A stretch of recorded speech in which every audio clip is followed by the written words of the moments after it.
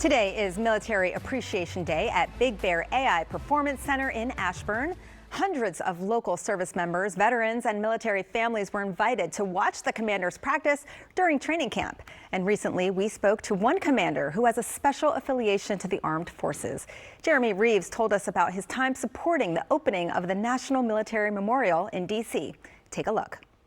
Jeremy, great to see you. I know you recently helped unveil the National Military Monument with USAA. Why was this project so meaningful to you? Also, first off, good to see you. But the project was amazing just because, I come from a military background all the way back to my grandfather, but my parents served in my mom served in the Air Force, and my dad served in the Army.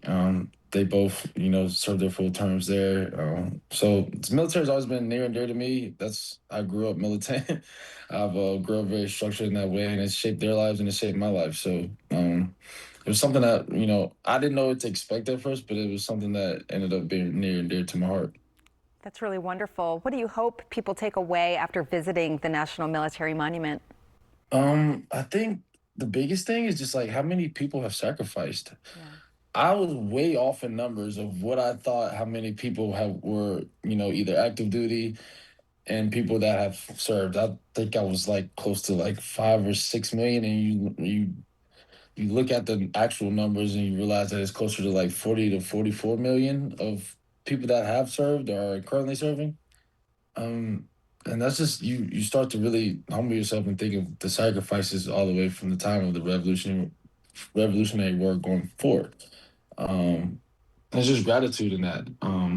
Being there was just a lot of gratitude. Seeing from George Washington's name pop up, and then going from the rest of the name from that period to every period after. There's a ton of gratitude, man, because there's a lot of sacrifice and it's a lot of people that you don't know, and it's generations of people and families that have made the choice to say, like, I'm gonna be the one to fight. Um, for me to do what I do now and do what I love, and not have any opposition to that. I have no choice but to be grateful, because it takes a certain level of bravery and courage to do that. It certainly does. You gave me chills when you were talking. It certainly is really humbling. All right, if you don't mind, we're going to switch to a little football here. What has stood out to you most about the Commanders this offseason, and what are you most excited about heading into the new season? So the biggest thing is a sense of urgency. Obviously, last year was not the standard whatsoever. I think last year pissed a lot of people off, including myself. Um, and realizing that that's not what it takes to win. Whatever we did last year is not what it takes to win. And so we changed our mentality and I've changed my mentality of, listen, like, what's the next edge we can find? What's the next way we can get that next whatever it may be to give us that bump going into week 1 and then into week 7 and then week 18. That's the life of a competitor, as DQ says, finding the ways to get better and not be happy with where you're at, finding the constant wins in the day and in the hours, just to find that next edge so you have that where other people might not. Yeah, absolutely. All right, as we wrap up here, today is Military Appreciation Day at camp. What does it mean to you to meet fans that are also service members? Again, man, near and dear to my heart. The ultimate sacrifice, the ultimate, really everything. They make what we do even remotely possible.